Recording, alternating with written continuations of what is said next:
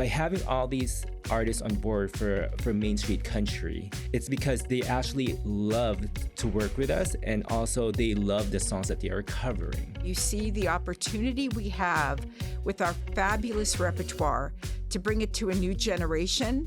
It's incredibly exciting. I wish I had an arena or a stadium full of people that I could just get to do a standing ovation right now, because this was the highlight of my everything. What's up, everybody? Welcome back to the Life at Disney podcast. My name is Josiah, and I am so proud to be one of your hosts. On today's episode, we're getting all the details on how Disney Music Group brought a brand new album to life, reimagining beloved Disney tunes with a country twist. Joining me today from Disney Music Group are Director of Artists and Repertoire, Dani, and Director of Marketing, Meyrick.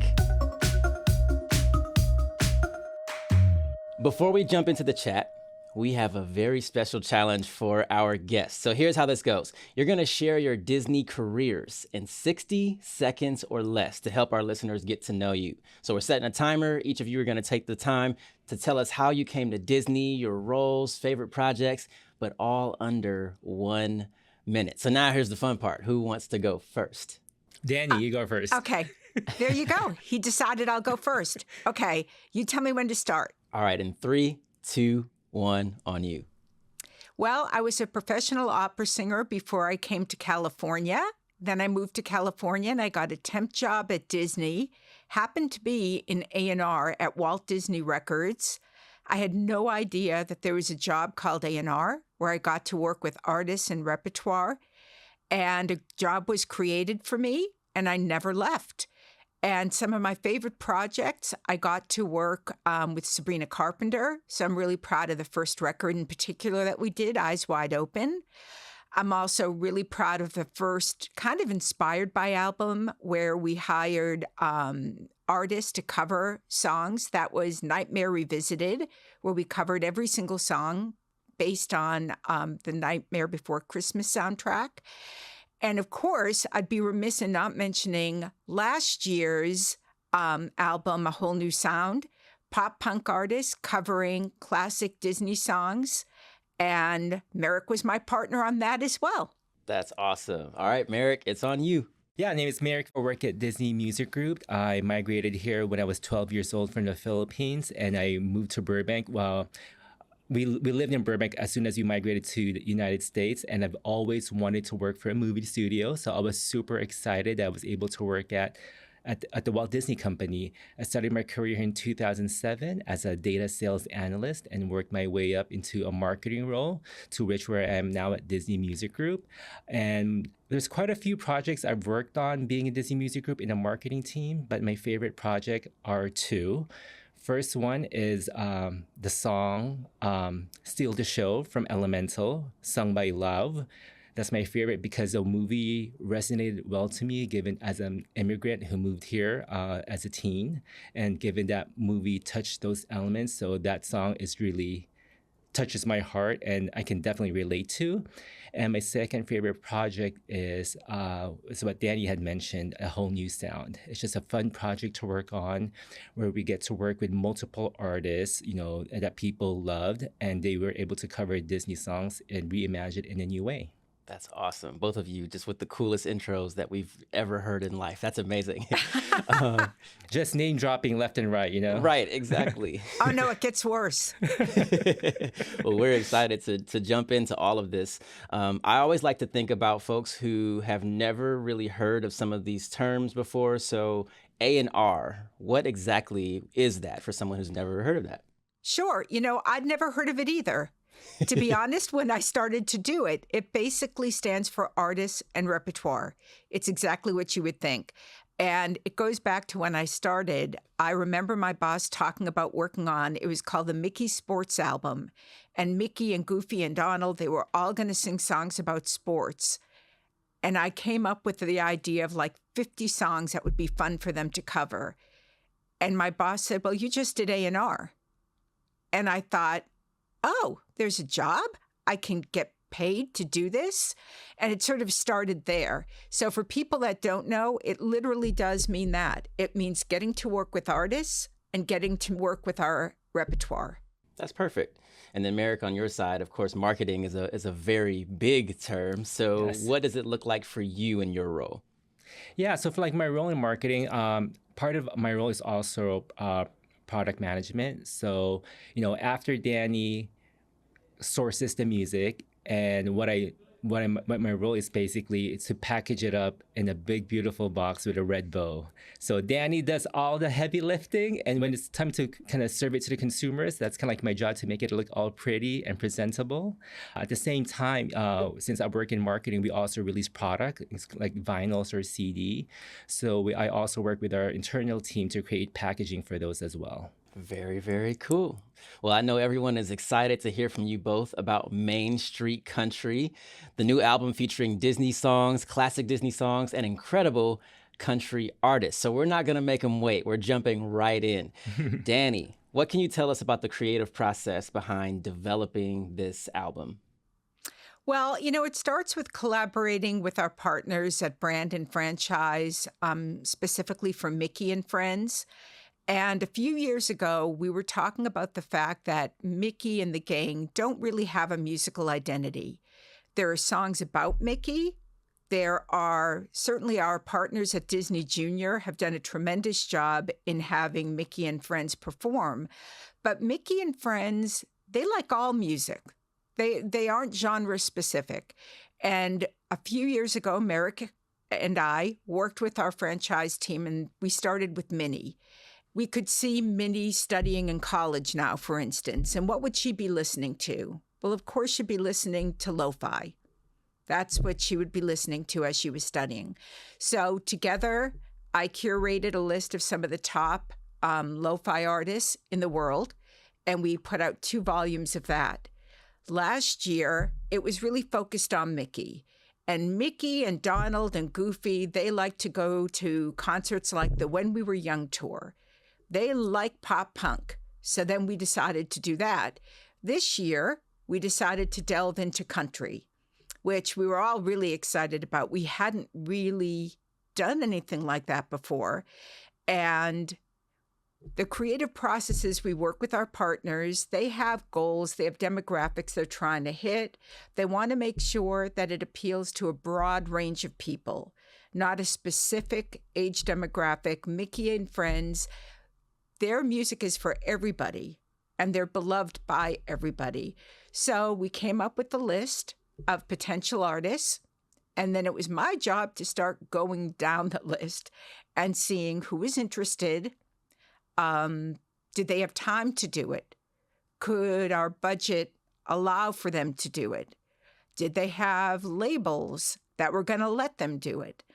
And we ended up with the artists that we have. They're artists that are all super passionate about Disney, as passionate as we are.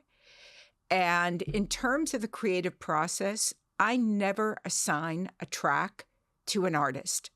We want them to make it their own. Every person has their own Disney memory. And there is a song, or maybe sometimes a few songs, that really they feel emotionally connected to. We get our best performances from artists when we give them that freedom to pick the song that they really feel they can make their own. We're not really interested in them just covering a song. We want this song to feel like they could have released it. It just happens to be a Disney classic. So with the artists that we have on board, one of our biggest gets was Kane Brown and his beautiful wife, Caitlin. We're really excited about that. And then from there, that sort of built the rest of the record. And I'm very excited to say that everybody who's on board really wants to be on board. They're all huge Disney fans, and they want to work as hard for us as we want to work for them. That's amazing, and just such a cool way to even view this process, beginning with what would Minnie be listening to and taking it all the way to the full process. Mm-hmm. That's amazing. Meyrick, on the marketing side, it's pretty unique because this isn't tied to a Walt Disney Studios release like other projects that are promoting awareness through the film, through an album. Correct. So how does that change your team's approach as you begin to plan for the album? Yeah, I think that piece of it, it can be slightly challenging. Normally for a film soundtrack, we rely on the studio to really push for the film and rely on their marketing dollars to bring awareness to the track, given it's part of a larger film. But for this project, given they're really covering catalog Disney songs, just reimagined into a new genre, the challenge really here is to kind of bring that awareness to the listeners out there. So on the marketing side, we really work closely with our partners, including like Spotify, Apple Music, and Amazon, and also SiriusXM to bring awareness to the release itself. So we partner with them on placements on the platform, and on the SiriusXM side, we make sure if we can get live performances in their studio to bring awareness to the album itself. So that's definitely a challenge, but challenges is what makes this project fun, right? Because you get to try new things and that you haven't done before to make sure that everyone is aware of this new album release that we have. That's cool. That's so good. So I know we talked about like the idea, for example, of Minnie listening to lo-fi, and in my mind, there's just this whole meeting of like Goofy has this hip hop trap mixtape somewhere in the vault and all this fun stuff. Somebody does reggaeton. Oh, franchise, are you listening? That could be the next release. Exactly. Right? There's so many just amazing genres of music. And so how do we get to country, and how do we land on that with deciding where you're going to go? Yeah. I can take the answer, Dani. Yeah. Let's go. I think for now, I think for the last few years, we've seen a huge resurgence again in country, and we see a lot of pop artists crossing over into country. One of them, Beyonce. I mean, no explanations needed, right? I know Lady Gaga also kind of touched country a little bit with her Joanne album. We see Kelly Clarkson also singing more, going to the country lane when she started more as a pop artist. And we also see a lot of country artists crossing over to the other side. We've seen Kane Brown have collaborations with Marshmello, which is more an EDM to it. He also had a lot more collabs with also R&B and rap artists. So we're just seeing a lot more crossover happening, and hence the reason why I think country probably has more of resurgence, because of the fact that and we hear more country songs being played more on pop stations than we've ever done before. So good. Dani, I know you've had a chance, like you said, to interview and work with so many people like Sabrina Carpenter, Jordan Fisher as well. Mm-hmm. You've brought so many of these projects across the finish line with Disney Music Group, ranging from movie soundtrack releases, music from the parks, original Broadway cast recordings. What was the energy like recording this brand new concept album for Disney? Well, first of all, anytime you get to work with artists, Meyrick and I are partners on a lot of our business. So we work on our Disney branded soundtracks together. We work a lot together. And in those cases, the studio is creating the music, and then we sort of are bringing it to fruition on a record label. But we don't work directly. Sometimes we do. And I think anytime you get to work with artists, it's really exciting. And then when you're really lucky and you get to actually be in the recording studio with them, and you see how much fun they're having, and you see the opportunity we have with our fabulous repertoire to bring it to a new generation, it's incredibly exciting. Yeah, I think to Dani's point too, I think, she always says this to me whenever we try to go out for artists. Any artist out there can cover a Disney song. We don't need to go to them and ask them for it. So by having all these artists on board for Main Street Country, it's because they actually love to work with us, and also they love the songs that they are covering. And like a good example would be like the whole new sound Pump Punk album that we did last year. We had the band Magnolia Park do cover of the Goofy song Eye to Eye. You can tell like that is their own. They produced that track to the way their fans want to hear it from them. We didn't tell them how to do it. They delivered a track to us, and Dani and I were like, this is a really good track. And it truly has, their signature of what their sound really is. Yeah. Man, that's amazing. I bet that's such a cool process to be a part of and to see those things happen. Yeah. It really is. I mean, that's when we get excited. It's like you're opening a gift on Christmas morning. That's true. It's true, right? The first time we get the first pass, it's not finished. It's the rough. And Meyrick and I listen to it, and we hit play and we're praying it's as good as we think it's going to be. And then when it is, we freak out. Yeah. We'll start blasting it around. Yeah, I agree. Everyone gets sick of us. Yeah. But that's okay. Yeah, the first track we got for this album when you were still planning for it was Breland's Go the Distance. Yeah. That song, like when I played it, I was like, wow.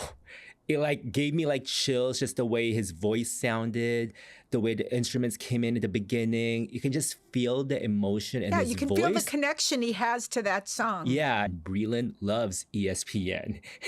He is like a huge sports fan.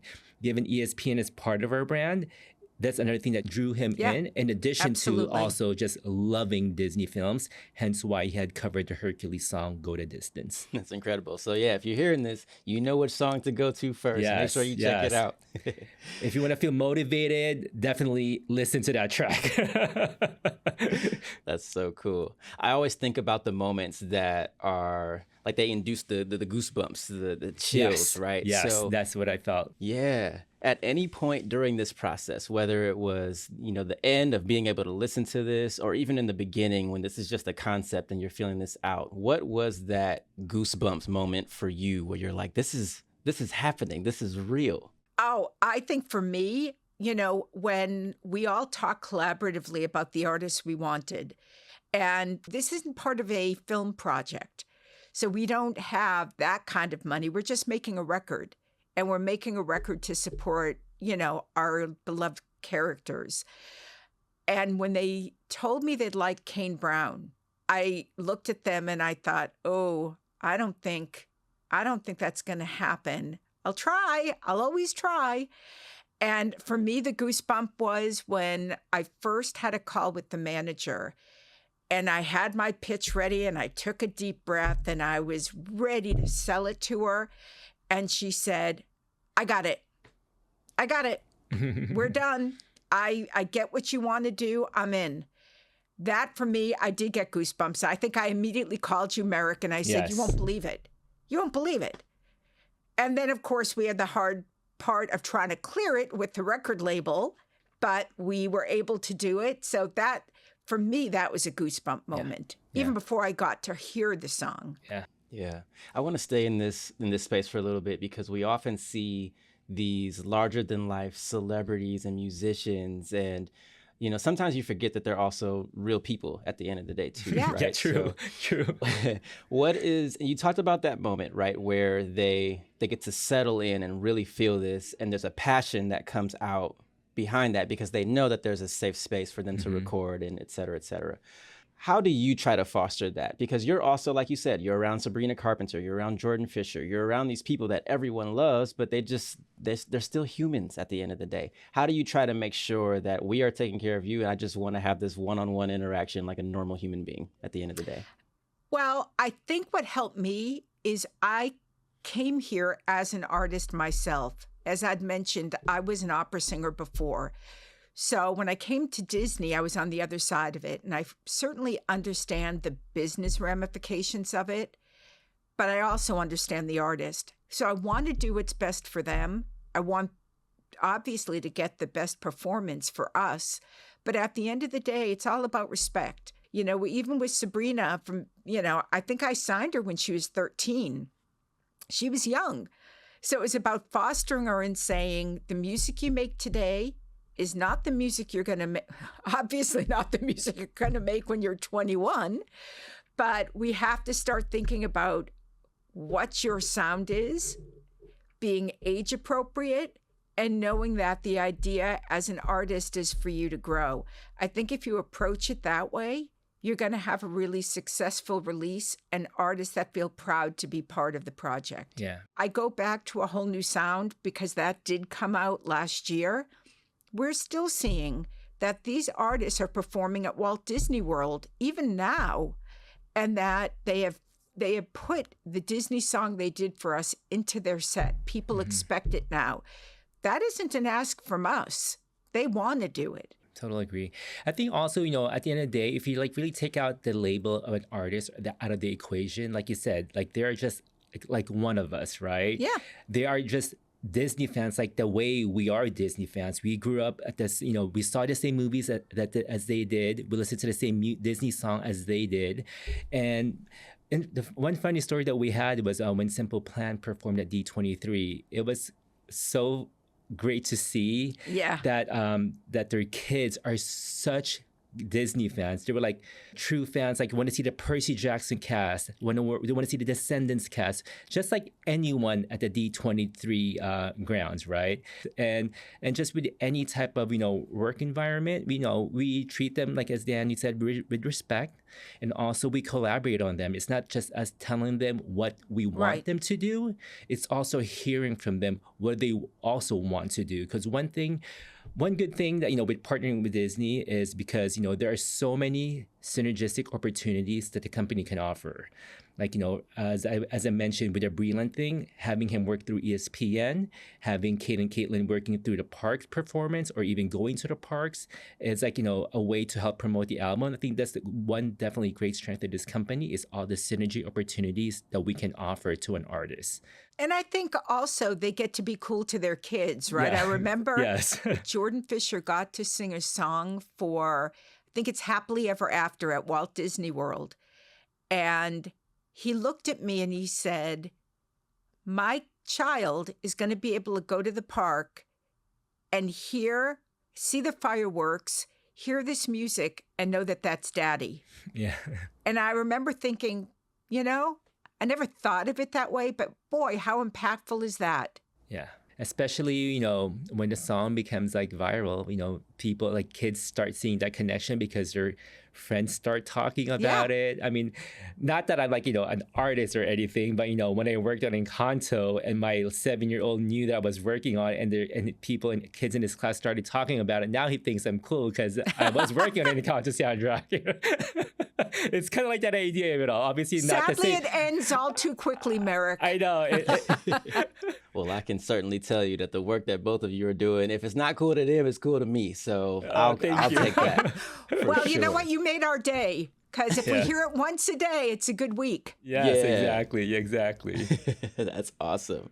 That's perfect. Meyrick, you talked about this a little bit, but your team has been working on a lot of uniquely special synergy activations to align with this album release. So what can you tell us about the behind the scenes planning that goes into that process? Yeah. In partnership with the franchise team, who leads the Mickey franchise, they have someone in their team who kind of leads synergy. So we brainstorm ideas on what the opportunities are that we have for the artists. It could be a parks performance with all the artists, securing ESPN activations, given Breland is a huge ESPN fans. And then for other, and on my end, given we work directly with music partners, having the artists go to SiriusXM and do shows. We have a channel on SiriusXM. It's called Disney Hits, channel 133 for that shameless plug. But we usually have artists perform a song in the studio. One of them would be a song from Main Street Country, and the second would be a song of their choice from their catalog. So it gives them, both opportunities to promote the album and also what they do outside of this project. And with that, we also help promote their songs, across the SiriusXM channels. An example would be the SiriusXM The Highway, given that's their country music station for that platform. It's very cool. We'll see how this goes. We're gonna see, but this could be the easiest question or the toughest question of the day. Are there any tracks that you're most looking forward to the public seeing and having that reaction to, or any personal favorites? Oh, there is no way I'm answering that. I don't know if you are, Meyrick. I'm excited about all of them. I will tell you, though, this is an EP. And so because of that, we're really excited about each and every track. I do have favorites from other releases. Now I can say it a year later, but I'm certainly not going to say it now because we're excited about each and every one and each and every one of these artists. Yeah, I agree. They really brought their all to it. Yes, That's what we're excited about. And I think each artist did their own take, right? So Yep. the covers don't sound the same. They really brought their style into it. Yeah. And it's kind of like asking, me Who's your favorite child? Exactly, which my kids ask me every single day. I just say both of you are my favorite. So Who's your favorite son? Yeah, exactly. So that's my answer to this question. This is so good. I love it. I absolutely love it. Okay, so before we head out, because both of you are here representing Disney Music Group, I want to play a game of song association. So, Oh, God. one at a time, I'm going to give each of you a word, and you'll give me the first Disney song that pops into your head. Okay, you guys ready? Okay. Is there a buzzer here or no? No, we'll go one at a time. You'll each get your own. Oh, God. Okay. Oh, no, we should talk over each other and see Right, if we have right. the same answer. Okay, so the first word is love. What about you, Dani? A dream is a wish your heart makes. Okay. Yes, absolutely. Meyrick, I'm coming to you with dream. A dream is a wish your heart makes. I see what you did there. Copycat. Dani, courage. Oh, what's that song from Brave? Okay, I'll say Honor to Us All from Okay. Mulan. Yes, yeah. Meyrick, destiny. Huh, that's a tough one. Destiny. I think there is a song titled Destiny from the cruise line, right, Dani? There is. See? Nice plug. Yes. Cruise line. I'm waiting for my free cruise. Or it could be Go the Distance, right? That's true. Destiny yes. to become a hero. Correct, yeah. There we go. Okay. Dani, this one is mystery. Mystery. We don't talk about Bruno. Good one. Oh, Good that's one. Yes. good. Yeah, absolutely. Meyrick, harmony. Harmony. Ah, this is another hard one. That is a hard one. I know. I gave you the hardest question. Like I have answers for every single thing you gave Dani, and I'm like stuck here. I can't even think of one. It kind of. I think it's a song from Hercules. Is it called Zero to Hero? Yeah, the Muses. Yeah, because I don't know, because they're like harmonizing. I don't know, like Yeah. the visual of it is that's what I think of, and for some reason the visual that I see is like the Lizzo video where she kind of copied it. Yes, No, absolutely. that is a good one. The harmonies, that's good. All right, the last two for this one. Dani, rhythm. I want to say, does it have to be a song or an album? You know what? We're gonna allow it. Go Rhythm with of the the album. Pride Lands. It was our inspired by album for Lion King. Good one. Okay. And then Meyrick, joy. Joy.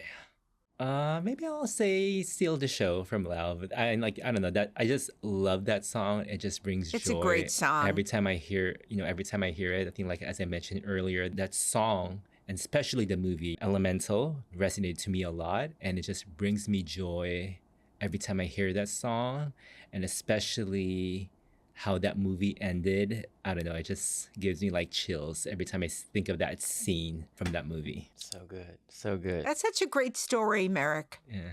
Your connection to that film. Yeah, I mean, I love that movie. That's a great movie. It is. It's a beautiful film. Yeah. Okay, so check this out. I think this was a good warm up for the final segment. Okay. This one is blind ranking. So together, you're going to build a ranking of 5 Disney songs, but you'll only find out the songs one at a time. So you have to Okay. figure out what position these go in. Okay. So the first one is Yo-Ho, A Pirate's Life for Me from Pirates of the Caribbean. Where And does is it the fall? 1 ranking to 5? the ranking popularity or how we feel about it?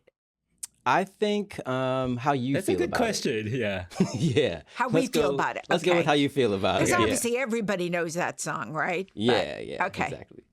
So let's say that 1 is the best, 5 at the bottom. Where are you putting that one for you? Okay.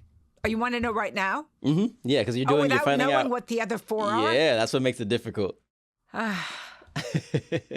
It's hard to know. I mean, look, it's one of my first memories of Disney because I came to Disneyland from Boston when I was 6 years old and I loved Pirates of the Caribbean.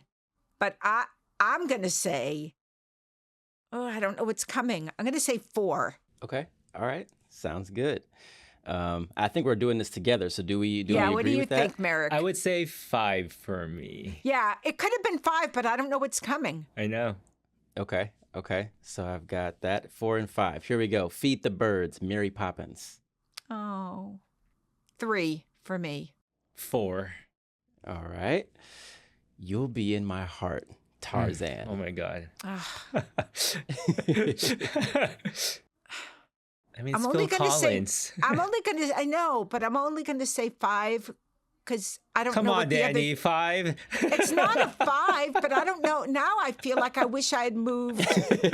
That's what always makes Hoedown. this so difficult. Yeah. All right, let's say it. No, I'll say 2 because Okay. I do love that song. I'm with Dani. I'm gonna give it a 2 because there's 2 more coming, and that could be a number 1 for me. So I'll say 2 for You'll Be in Heart. But I love that song as well. I love that song too. Yeah. I have a huge collar in my office. I love that song. All right, 2 left. The next one is Rainbow Connection, the Muppet movie. Oh, that's 1 for me. That's For a big me, one. yeah. For me, 3. 3. Okay. All right. So then the final song for Dani at number 5 Oh no. is How Far I'll Go, Moana. And at number 1 for Meyrick, How Far I'll Go. See? I know. I picked poorly. Yes. I did pick poorly. I have to say that song real stands the test of time. It does stand. Yeah. And Moana is one of my Yeah. favorite films. One Same. of- Like, yeah, that I mean, maybe not a popular opinion. I think I love How Far I'll Go better than Let It Go. I don't know. But do you think it's because Let It Go was so huge and such a phenomenon that we heard it everywhere? No, I don't know. Like just something about that song that I just love, especially like the scene, from the film. Well, I love both those songs. Yeah, no, I agree. I never I agree, get yeah. sick of them. Yeah, same. Yeah, I mean, I love the Frozen soundtrack. Yeah, it's a great soundtrack. Yeah, Love is an Open Door. I love that song. Even Frozen. Do you want to 2. build a snowman? Yeah. Yes, I do want to build a snowman. Right. It doesn't snow in California. Yes. And also, I had to love Frozen because they're is it Bobby or Kristen that's half Filipino? So Yeah, Bobby. you gotta represent. It's all about representing Meyrick. Exactly. There we go. That's perfect. That's perfect. The very, very final question for today, of course, we have to end it this way. Why Disney? I would say for me, if you love music and you have the privilege of getting to work on all the projects that I get to work on, there's no place in the world that I can think of where I could work on a video game soundtrack or a Broadway musical or a feature film or with an artist. I'm working on country now. We just did pop punk. I've worked on EDM. I mean, there's no genre. There's no type of music I haven't worked on. I cannot think of any other label or any other company where we get to touch everything. The Disney Music Group, no music gets released from this company unless it comes through us because we are the releasing arm for the company. So I can't think of any other company that works that way. I agree. Yeah. I think for me, like definitely Disney. We've been around for like 100 years. When you really think of it, for each decade, there's always a song that everyone remembers. That remembers and just loves, and just seeing how our music, film, and the parks touches people's lives, in which they have a deep connection or memory from their childhood, makes me want to work here and see those emotions from people. An example would be, I think a couple of years ago, I haven't really seen the full fireworks show at the parks. And I stayed for the whole show, and just seeing people's emotion when the music plays, the fireworks, the projection on the castle. And then as I look around, everyone is just enamored and just staring. I'm like, wow, it's amazing on what joy music and also just the company brings to everyone's lives. Just seeing that emotion makes it worth all the hard work that we do here, and not just us, everyone in the company, because everyone's part of that magic. I know it sounds kind of cheesy when you always say, bringing the magic. Honestly, it's true. I really do. Like, if you step outside and you see how people interact with the brand or their feelings about their brand, we are truly bringing magic into people's lives. Well, and Meyrick, you're a parent. I was a parent, with a young girl when I started here. When you get to see the joy in your children's eyes, and it's the same joy that you had at that age, and you see that it transcends generations, it's a pretty palpable feeling. I agree. It's pretty amazing to realize that, and our children are going to share it with their children as well. Yeah. It's just such a privilege to be able to work here. And I think we are the only brand that can do that kind of passes on through generation, right? Yeah. I grew up watching Disney. I pass it on to my kids. And and I'm sure they'll also pass it on to their kids as they grow up. Just because we have multiple touch points out there that people can connect to. So yeah, I think to what Dan had mentioned, for my one core memory I definitely have with my kids was when we went to the park and we were watching a parade. My son, I think, was 3 or 4.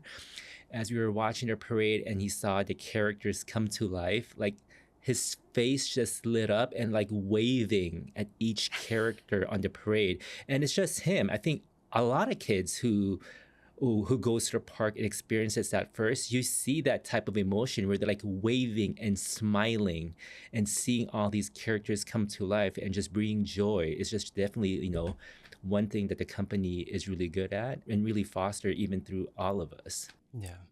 I wish I had an arena or a stadium full of people that I could just get to do a standing ovation right now, because this was the highlight of my everything. This was amazing. This truly, Josiah, you are the highlight for us. Yes. We wish we could package you, and every day when we're feeling frustrated, you could just come down and say, you two are great. Yes, absolutely. But you know what? Since you don't have that stadium or arena, what you can do is to stream the Main Street Country album. Yes. By showing us love. And that's why he's in marketing. Hey, well done. Well done. Thank you both, truly. Thank you so much for your time. Thank you so much. Thank you. This was fun. Thank you again for listening to today's episode. Be sure to subscribe wherever you listen to podcasts to catch our next episode. And if you want to learn more about working at Disney, follow Disney Careers on social media or visit DisneyCareers.com. We'll see you real soon.